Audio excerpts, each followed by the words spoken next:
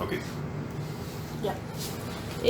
Cuéntame un poco de ti, a qué te dedicas, qué has estudiado.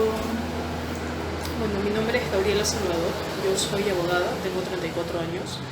Eh, Nací en el 85 y sí es importante decir por qué, para mí es importante esto porque define de alguna manera también mi hoja de vida.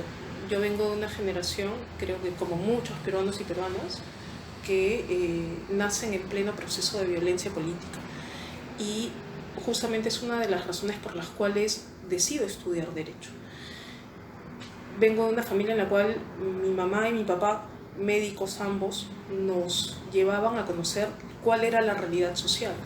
Sabíamos qué es lo que vivía el país, sabíamos de la existencia de Sendero, pero también de la violencia ejercida por el Estado. Y era además, en mi casa, con sus 4 letras, terrorismo de Estado y un terrorismo generado por Sendero Luminoso, que era el grupo en ese momento. Entonces, esas cosas, en casa siempre se habló de política, en casa siempre se comió política, se vivió política, las conversaciones en la mesa eran de 2 temas, salud y política. Desde muy pequeños, tanto mi hermano y yo vivimos eso, y venimos de un espacio en el cual la realidad social era muy importante. El que mi hermano y yo conozcamos la realidad social creo que fue uno de los aprendizajes más hermosos que nos dieron mi madre y mi padre. Las vacaciones eran en comunidades e incluso momentos de relajo, de libertad, eran en hospitales junto con ellos, ¿no? Hospitales públicos además, no hospitales de salud que tienen un proceso diferente, sino hospitales públicos donde no hay un sitio en donde veas mucho más la realidad en todos sus niveles que en un hospital público. Eso hizo que me impulsó a trabajar en temas de derechos humanos, me impulsó a trabajar en temas que tengan que ver con defensa ambiental, con defensa de pueblos indígenas, reconocimiento de derechos. Si hay algo que define un poco mi esencia ahora, es esa época en la cual me voy formando, pero me voy formando además conociendo qué es lo que pasaba en mi país y teniendo una visión crítica de qué es lo que pasaba en el país. ¿Y cómo fue tu proceso de reconocerte como lesbiana? Fue desde muy pequeña. Vengo, como creo que la mayoría de peruanos y peruanas, o una gran parte, por no decir mayoría, no me gusta utilizar mucho el término mayoría, minoría, una gran parte de peruanos y peruanas que vienen de escuelas o que vienen de una formación católica. Tengo mamá, papá católicos, el arraigo cultural del catolicismo. Lo digo porque creo que muchas personas que somos LGTBI han vivido o han sentido la culpa católica al inicio. Si te cuento mi experiencia, mi primera experiencia de atracción hacia una persona de mí misma, hacia una mujer en este caso, fue a los 4 años, en el nido, cuando me sentí atraída por una compañera. Y la primera pregunta fue, ¿y por qué me siento atraída por una compañera si lo normal, entre comillas, es sentirse atraído o atraída por un hombre? Y descubrí muchas cosas desde pequeña, no solamente la atracción por las mujeres, sino también la construcción de mi propia identidad. Tú me preguntabas hace un momento si siempre usaba blusa de este tipo, si siempre usaba pantalones de este tipo. Fue una construcción que quizás muchas de las personas lo asocian más con la masculinidad, a pesar de que hay que ir rompiendo con esos paradigmas. No hay ropa de hombre, no hay ropa de mujer. Pero en una sociedad en la cual el arraigo cultural está tan presente como la nuestra y los estereotipos y paradigmas están tan presentes, probablemente como alguien en Twitter me dice, ¿eres hombre o mujer? Por mi forma de vestir, o me hace esta pregunta, mi identidad se fue formando también de una manera muy en base a muchas libertades, ¿no? Descubrí que era lesbiana a muy temprana edad.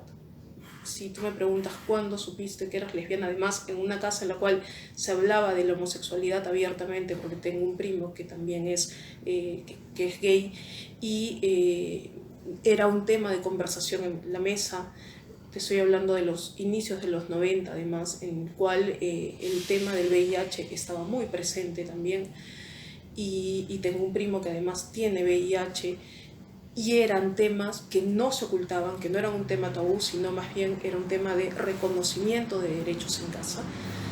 Fui diciendo, oye, yo soy lesbiana, ¿no?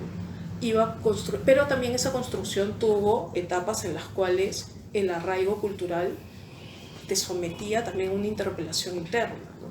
A raíz también de esta culpa católica, estudiado en un colegio de monjas, 11 años de mi vida en un colegio de monjas, en las que el beso con una compañera en la capilla del colegio no estaba tan bien visto y que finalmente era sancionado con el alejamiento de esa persona, o con situaciones más drásticas. Creo que es un privilegio el que yo tuve, el de nacer en una casa en la cual mis padres y mi familia no me discriminaban, o no me discriminan. Algo que no pasa con todas las mujeres y que no pasa en realidad con todas las personas que son LGTBI, ¿no? Al contrario, lo que suele suceder es la discriminación. En mi caso, quizá esa suerte se dio no solo por un tema cultural, sino también porque hubo alguien que me abrió el camino previamente, que es lo que suele pasar en las luchas, incluso las luchas internas, las luchas a nivel familiar. El tener un primo que fuese abiertamente homosexual en los 80 te abre un camino familiar también que te permite ganar ese espacio y que te permite avanzar en ese espacio, ¿no? Y entonces ahora vives tu lesbianismo abiertamente. Siempre lo viví abiertamente.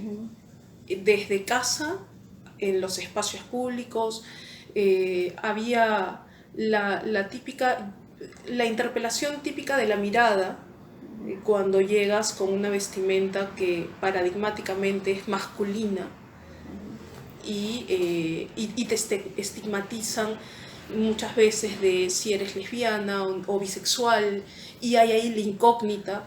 Y una de las primeras cosas que me pasó en un centro laboral fue justamente esta interpelación de la mirada y de no saber, sientes cuando alguien te quiere preguntar si eres lesbiana o no, más allá de si esté bien o no involucrarte en la esfera personal o hacer preguntas de la esfera personal. La primera respuesta fue siempre ¿qué es lo que soy? ¿No? O sea, no me preguntes, o no tienes que preguntarme qué soy, y si quieres saberlo te lo voy a decir igual. En casa siempre sigo creyendo que fue un privilegio el poder decirlo con libertad, el poder sentarme junto a mi madre y decirle soy lesbiana, o el poder sentarme junto a mi padre y decirle soy lesbiana, y no tener una respuesta negativa. Esa seguridad, que para mí sigue siendo un privilegio, fue lo que me permitió salir y decir yo lo soy, o sea, yo soy esto, y quiero que se me respete y se me reconozca como tal. Y si llegas al Congreso, ¿cuál es la agenda que vas a plantear para la comunidad LGTBI? Primero, en el Congreso hay 3 funciones, ¿no? La función de representación, la función legislativa, la de control y la de fiscalización. La función de representación creo que es transversal. Y justamente en el tema legislativo, porque vamos a abarcar las tres áreas, no solamente generar normas. Y ahí quizá mi formación también de abogada me permite un poco de abogada, alejándome del positivismo puro y duro. La dación de normas no te genera mayor cobertura, la dación de normas no te genera ni te garantiza acceso a derechos, siempre y cuando haya un vacío normativo, obviamente, ¿no? Pero la idea no es generar mayor hipertrofia legal, o sea, no generar normas por generar para finalmente tener 30.000 normas que hablan sobre un mismo tema. Puntualmente en el tema legislativo está la Ley de Identidad de Género, que creo que es básica para poder avanzar en otros derechos dentro de LGTBI. Y apuntemos, ya se habló de matrimonio igualitario, ya se habló de unión civil, apuntemos al matrimonio igualitario. Creo que ahí es una lucha progresiva de derechos, sí, pero que si nos quedamos simplemente en el discurso y no avanzamos, nunca vamos a llegar al objetivo. En el tema de fiscalización y control nos interesa mucho, y siempre digo nos, porque creo que no soy solamente yo, sino que es todo un equipo detrás también, y un grupo de personas que también que me gustaría que se vean representadas. En la voz de una persona que, siendo lesbiana, justamente va a trabajar el tema LGTBI. En el tema de fiscalización y control, preocupa mucho la situación de la mujer, preocupa mucho la situación de la mujer LGTBI, que no es la misma, pese a que estamos en condiciones de vulnerabilidad, no es lo mismo que una mujer que no es LGTBI. La mujer LGTBI recibe mucha más discriminación y está mucho más expuesta. Y también no tenemos los mismos, no accedemos de manera igual a derechos. Por ejemplo, en el tema de educación, en el tema de salud, ¿no? En el tema de educación preocupa mucho la invisibilización incluso en cifras. El no mencionarte en un informe ya es un indicador. El no mencionarte en un plan de trabajo ya es un indicador. Hablamos de niñas, hablamos de mujeres, pero no hablamos de mujer LGTBI. Estamos presentes, acá tienes a uno. ¿Padecemos discriminación en las escuelas? Sí. ¿Padecemos discriminación en los espacios formativos? Sí. Se habla de diserción a nivel de embarazo, se habla de diserción por temas incluso de género, en tanto en la familia priorizas que vaya el hombre, pero no hablamos de la discriminación a nivel de mujer LGTBI. La mujer que además tiene que retirarse de la escuela por el bullying que recibe, por su condición de LGTBI, no es un indicador dentro de las cifras del Ministerio de Educación, y tampoco lo es a nivel de Ministerio de la Mujer. La situación de la mujer a nivel LGTBI a nivel salud. Cuando me ha pasado, y creo que a muchas mujeres LGTBI nos ha pasado, que vamos ante el ginecólogo o ginecóloga y terminan asumiendo que tienes una vida sexual heteronormativa. Tú dices, oye, pero ¿por qué no hay un plan de salud orientado a la mujer LGTBI? No tenemos, ahí es cuando me refiero a que no tenemos el mismo nivel de acceso a derechos.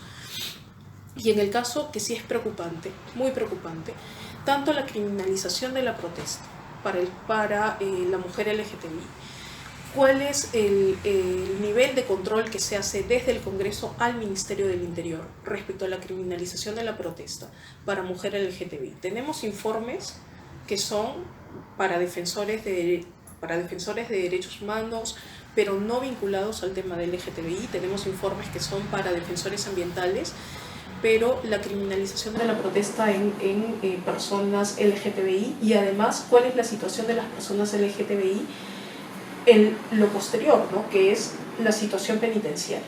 Esos son temas que creo que deberían de ser abordados, que tienen que ser puestos en la agenda, empezar a visibilizarse y empezar a tocarse dentro de la agenda parlamentaria, por no decir legislativa. ¿Cómo te animaste a entrar a la política?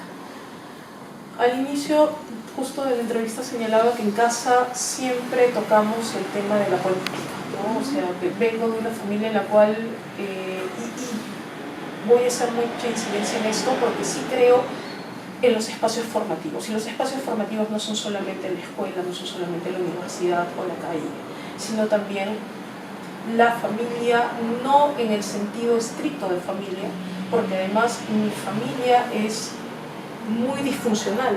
Vengo de una casa en la cual teníamos mamá 1, mamá 2, mamá 3, mamá 4, papá 1, papá 2, papá 3, papá 4, en la cual éramos un grupo grande, no solamente estaba mamá y papá, sino también personas con las que convivíamos y con las cuales se van formando lazos. Y en este espacio la política era algo muy común. Era además un espacio en el cual 80, 90, no tocar temas de política en este espacio era casi imposible. y ver la realidad social del país es lo que me impulsa a justamente abordar estos temas. Ahora, ¿cómo se entiende la política? Yo creo que en estos momentos tú y yo estamos haciendo política, conversando. En casa conversábamos y hacíamos política, había una formación de por medio. Pero creo que no solamente queda en el discurso, sino también en el accionar. Y de hecho, una de las razones por las cuales yo no he trabajado en entidades privadas es justamente porque creo que en la obligación de trabajar desde el Estado, en la obligación de mi carrera, tener un fin para mi carrera, que es justamente el servir para mi país desde las entidades estatales. Eso es un tema más personal. Yo no consigo estudiar Derecho y no trabajar en una entidad pública. Me parece válido el trabajar en espacios privados, pero esta es una opción muy personal. Yo sí creo en la necesidad y en la importancia de construir desde los espacios públicos. ¿Y por qué en el Frente Amplio? Es un espacio de izquierda. Yo me defino como una persona de izquierda. Vengo también de una tradición de izquierda. Es un espacio con el cual yo me identifico. He venido trabajando además con personas de esta agrupación política, de esta fuerza política, con las cuales me identifico. Uno de ellos es justamente Marco Arana, con quien he venido trabajando los 2 últimos años y medio. Y es alguien con quien creo que tenemos puntos afines y se puede hacer política desde los movimientos del Frente Amplio. ¿Cómo interpretas este rompimiento que hubo del Frente Amplio y que luego salió de ahí Nuevo Perú? Entiendo que fue en el 2016, yo no era parte del Frente Amplio en esa época, pero esto no quiere decir que no tengo una opinión al respecto. Obviamente, voy a ser muy sincera. Cuando yo siempre está este ideal de las izquierdas unidas, ¿no? O sea, de la unidad de las izquierdas. Luego, cuando vas incursionando mucho más en política, en los espacios, quizá ese ideal queda en algo más utópico. Mi experiencia personal, y eso es una opinión netamente personal, cuando se dio el rompimiento de Nuevo Perú y el Frente Amplio, si bien yo no estaba ahí, no supe los entretelones, no supe las razones fundamentales en ese momento. Era un poco desconcertante, y creo que eso sentimos muchos de los que no estábamos en ese proceso. Un poco desconcertante porque siempre esperas esa unidad de las izquierdas. Pero no necesariamente las izquierdas tienen que estar unidas, o sea, son corrientes, o más que corrientes, puedes tener posturas diferentes, puedes tener ideas diferentes. Y entiendo que claro, este rompimiento se da por diferencias de fondo, más que diferencias de forma, se dio por diferencias de fondo y permite de alguna manera la formación de 2 agrupaciones y el camino de 2 agrupaciones que tienen puntos en común, pero que también tienen discordancias, ¿no? ¿Cuáles son las discordancias? ¿Cuáles son las discordancias? Sí, o sea, cuando alguien de afuera ve el Frente Amplio, ¿no? Perú, dicen, ¿cuál es la diferencia? Yo creo que ha habido diferencias de fondo. La forma como... A ver, son agrupaciones distintas. Si bien ambas son de izquierda, tienen de repente, más que de repente, tienen idearios distintos, tienen hojas de ruta diferentes. Creo algo muy palpable, algo que para mí fue palpable. Y lo digo como alguien que mira esto de fuera. En ese momento yo no era del Frente Amplio, pero para mí un punto en común, la lucha contra la corrupción, creo que eso se vio ahora, se vio en este último año. Pero cómo se dan o cómo se arma el discurso frente a estas luchas es lo que nos hace de alguna manera distintos. El caso de la vacancia de PPK, y te lo digo como espectadora, que en ese momento no era del Frente Amplio, el caso de cuando se presenta en diciembre del 2017 la vacancia contra PPK y tienes a una agrupación política que en ese momento no era tibia respecto a su posición y decide no solamente votar a favor de la vacancia, sino quedarse además en el hemiciclo frente a otra agrupación que se levanta y se retira, creo que eso para un ciudadano que está comprometido con su país y que además cree que en momentos claves hay que tomar posición. Yo sí creo que en momentos determinados de la política hay que tomar posición. Para mí el retirarse, y te lo digo como ciudadana que lo miraba de fuera, fue un poco chocante también, porque no marcabas una posición en un momento en el que tenías que decir sí o no. Ese tipo de cómo termino yo llegando a la finalidad de algo es lo que hace para mí, como alguien que en ese momento estaba afuera y que ahora está dentro, lo que hace que estos dos espacios sean distintos. Pero creo que hay puntos de encuentro que son neurálgicos. Yo no me imagino a ambas agrupaciones estando a favor en algún momento de no luchar contra la corrupción o a favor de un sistema que reduzca derechos. No me imagino a nadie de estas dos agrupaciones teniendo un discurso que sea contrario a un enfoque de derechos. ¿Y cómo se recompuso el Frente Amplio luego de perder a cuadros que eran bastante conocidos, ¿no? Que conocían casi todos. O sea, los cuadros que luego fueron en Perú y que ahora ya saben otra cosa. ¿Tú viste esa recomposición? ¿Viste la aparición de liderazgos múltiples? Sí los hay. De hecho, en el propio Congreso, a ver, yo creo que vamos a poner este término para poder graficar un poco más, ¿no? O sea, ambas facciones, si se quiere, de la izquierda, Frente Amplio, o ambas agrupaciones, ¿no? ambas agrupaciones, tanto el Frente Amplio como Nuevo Perú, ambas tuvieron y tienen cuadros importantes dentro de cada espacio. Yo creo que no se puede desmerecer ni a uno ni a otro.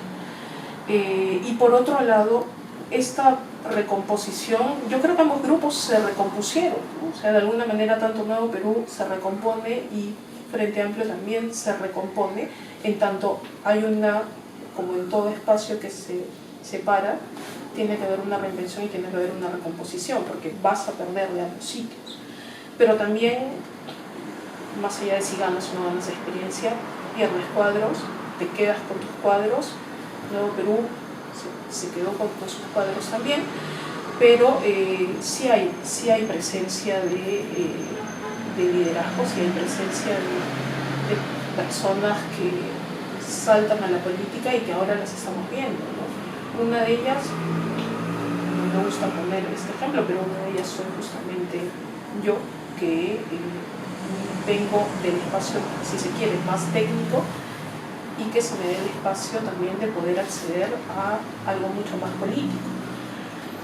Y no solamente eso, ¿no? Sino también está otros compañeros jóvenes como Carlos Polo, que también van accediendo a estos espacios, o que van siendo más que acceder a estos espacios, van visibilizándose en estos espacios, pero también hay todo un grupo de personas que están detrás, que cuando uno entra y conoce más a fondo, en mi caso, el Frente Amplio, son cuadros importantes y que cumplen una función como en toda organización. ¿Y qué temas crees que debe trabajar la izquierda? ¿Qué temas debe trabajar la izquierda en el Congreso? Más que la izquierda o la derecha, yo creo qué temas se deben de trabajar como país dentro del Congreso. ¿Qué temas deben de ser los de la agenda país en este Congreso del 2020? Que hay que hacer una diferencia con el Congreso que hemos venido teniendo. Pasa sí por un tema de recomposición de fuerzas, pero creo que más allá de izquierda o derecha, los temas que deben de ser prioritarios en este Congreso que se viene para el 2020 es justamente el tema de reconocimiento de derechos. Estamos vivimos un sistema en el cual la inversión termina siendo transversal. y muchas veces por encima de los propios derechos. Eso es algo que tenemos que ir rompiendo, que tenemos que ir cambiando, y más bien tenemos que ser un Estado en el cual los derechos fundamentales estén por encima de cualquier proceso de imposición. Empezar por eso. Ese es un tema que creo que durante el Congreso anterior no pudo ser trabajado a nivel normativo, pero también a nivel de fiscalización y control. No llegó a avanzarse en esos temas.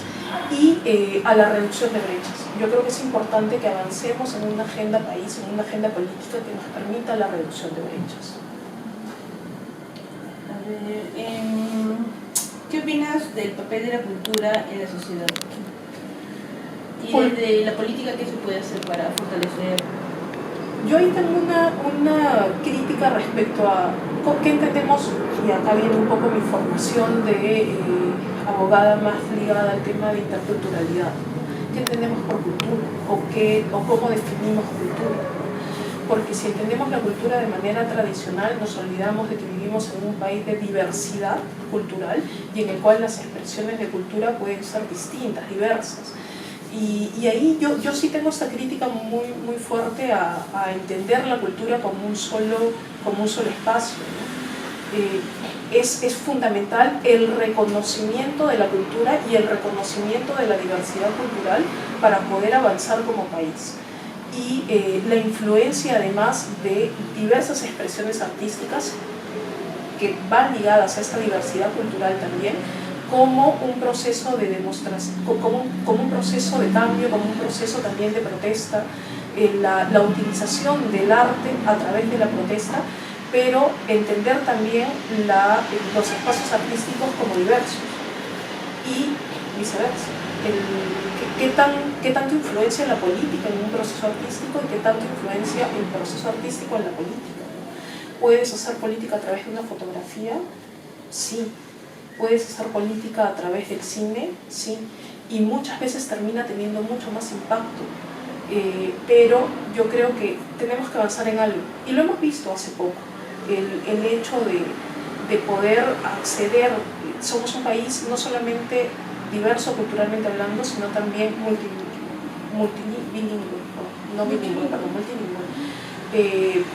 que justamente reconocemos que no solamente está el castellano como un idioma oficial, reconocer esa pertinencia cultural, reconocer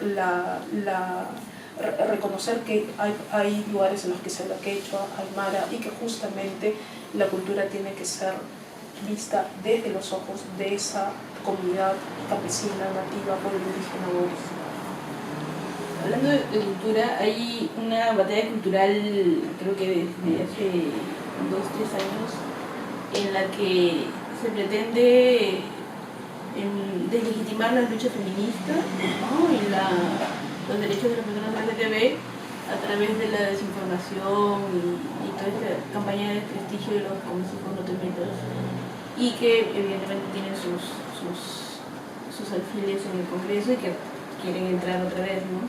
¿Qué opinas de esta campaña? ¿Qué piensas de los congresistas conservadores que van a entrar seguramente al Congreso en este corto periodo?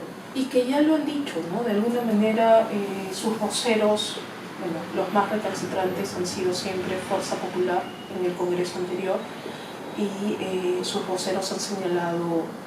Escuché una entrevista hace más o menos un mes cuando se empezaba a formar las listas para el Congreso, de un vocero de Fuerza Popular señalando que ellos iban a ser la bancada que defendía la vida. Ahora, ¿la vida de quién defiendes? Esa es la pregunta que nos deberíamos hacer, o qué derechos defiendes. Yo creo que algo que nos hace mucho daño como país, independientemente de los procesos de corrupción, independientemente del tema económico, es justamente el mantener un arraigo cultural que esté vinculado con ese conservadurismo, que no permite el reconocimiento de derechos. Y yo utilizo mucho esta frase, el reconocimiento de derechos. Yo no pido tu tolerancia, yo pido que me reconozcas. Como mujer lesbiana, pido que se me reconozca, reconocer que tengo derechos. Es muy difícil entender que detrás mío no hay una etiqueta, sino simplemente que soy humano o humana. Eso es algo que creo que deberíamos tener en el discurso y que justamente combate ese discurso de conservadurismo, pero que también está muy marcado con miedo y odio, ¿no? Y eso es justamente lo que nos afecta como país. El miedo, el odio, no solamente a la mujer lesbiana, mujer LGTBI, sino también a la mujer en general. Y aquí sí hablamos de todos los niveles y de manera transversal. Hay un miedo y una suerte de odio que lo hemos visto en los feminicidios.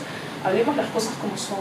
Son crímenes de odio, no son crímenes pasionales, son crímenes de odio. Hablemos también las cosas, no son problemas mentales.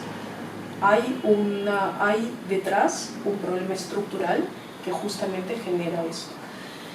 Y el hecho de que tengamos un parlamento en el cual, es verdad, el parlamento termina siendo una suerte de representación de todos los niveles, de todos los niveles de la sociedad, y con niveles me refiero a agrupaciones, espacios, voces.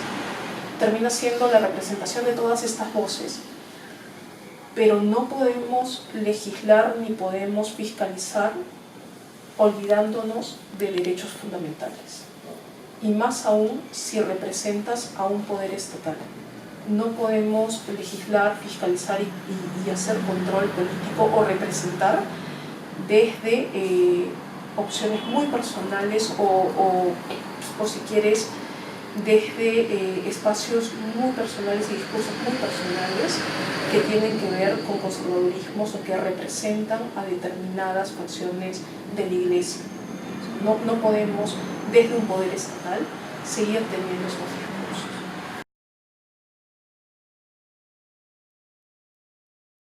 Di tu número, algo para el público, que voten por ti. Bueno, ¿por qué deben votar por ti? voy con el número 6. Voy con el número 6 con el Frente Amplio. Postulamos al Congreso porque queremos justamente cambiar paradigmas a favor del reconocimiento de derechos, no solamente de las mujeres LGTBI, sino también hacia la refundación de un Estado en el cual los derechos fundamentales sean la base. Y más allá de si ganamos o no ganamos, creo que hay algo fundamental, y es que estamos empezando a cambiar lo que creemos de la construcción de unidades.